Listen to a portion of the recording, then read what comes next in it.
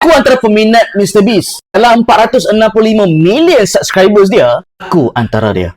Antara sebab aku follow channel dia, lain tak bukan yes, bagi duit sini, bagi duit sana, tolong orang susah. Dan aku ingat satu konten yang mana dia cabar seorang tu yang obese, kalau dia boleh survive 100 hari dalam tahanan tu dengan makanan macam tu, kalau dikurui, dia dapat 100,000 USD tak salah aku. Kawan tu berjaya, dia kurui, dapat duit. So bagi aku konten si Mamat MrBeast ni lain dari yang lain. No wonder lah dia dapat subscribers macam mana dia dapat sekarang. Dekat 500 juta weh. Total followers dia across all the platforms aku rasa almost billion pun. So bagi aku dia ni memang antara content creator yang lain dari yang lain lah. Cumanya lately ni aku rasa agak kecewa dengan dia. Sebab apa? Dia dah start promote something yang totally langgar ukur halam. Tapi promote upside food company pula dah.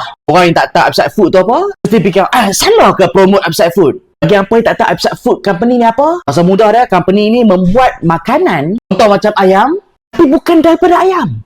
Contoh burger ayam, bukan daripada ayam betul, bukan sembelih. Daging lembu. Daging ni, bukan daripada lembu. Semua tu datang daripada cell culture. Biarkan sel tu daripada makmal. Maksudnya human made.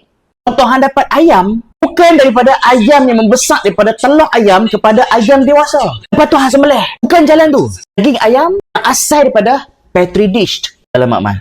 Apa yang diorang claim, dengan food technology macam ni, tak perlu dah sembelih ayam, boleh selamat lagi ayam. Tak perlu ada lagi penyembelihan lembu, penyembelihan ayam untuk dapatkan daging.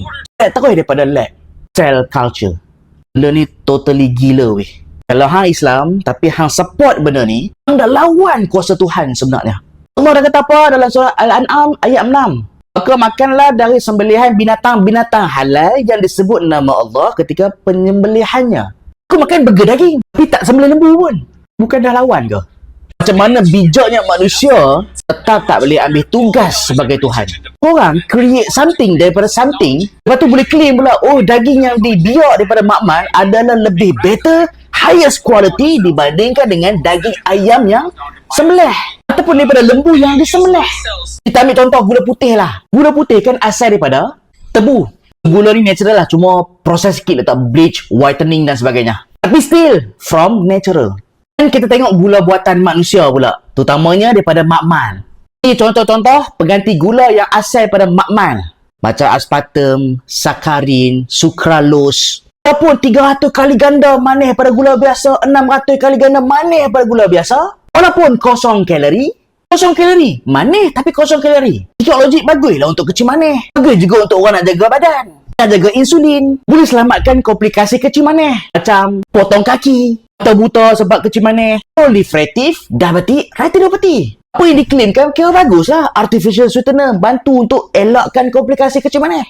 Tapi lately ni, aku duk go through kajian-kajian balik. Dah mula impact of artificial sweetener on human health and cancer association. Pula risiko artificial sweetener dengan kanser. Ampuilah.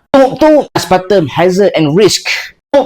Artificially sweetened beverages and health outcomes. Finding lain pula. Ganti gula, ubah bakteria baik dalam usus. Dalam masa 10 tahun, boleh kena kecil manis, kolesterol.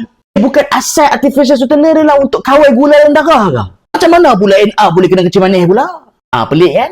Sebab kebanyakannya artificial sweetener dia mematikan kuman baik dalam usus yang akhirnya boleh menyebabkan insulin resistant, karbohidrat digestion yang terlalu laju, end up gula spike juga. Inilah keburukan ciptaan manusia. Tambah pula buat daging daripada tisu culture, aku tak tahu apa lagi bahana yang akan datang. Hang dah best dah MrBeast, aku tengok. Cuma lately ni aku perasan hang dah start promote something yang against humanity. Bolehkah guna influence hang untuk kebaikan manusia sejagat? Macam aku? Cik lah. Tak adalah, lawak je. Korang setuju tak pendapat aku pasal MrBeast? Video ni lah, dia promote Upside Food, dia promote Neuralink. Bagi yang tak tahu Neuralink tu apa, Neuralink is a company yang diformkan oleh Elon Musk. Diperhasilkan implan-implan dalam otak untuk apa? Simpan memori selepas kita mati. Macam melawan kuasa Tuhan jugalah. Si Elon Musk ni, orang terkaya dunia. Bila sikit lagi nak triliuner. Antara idola aku ni, aku tak tahu lah kenapa lately ni, dia dah jadi macam, aku nak jadi Tuhan lah.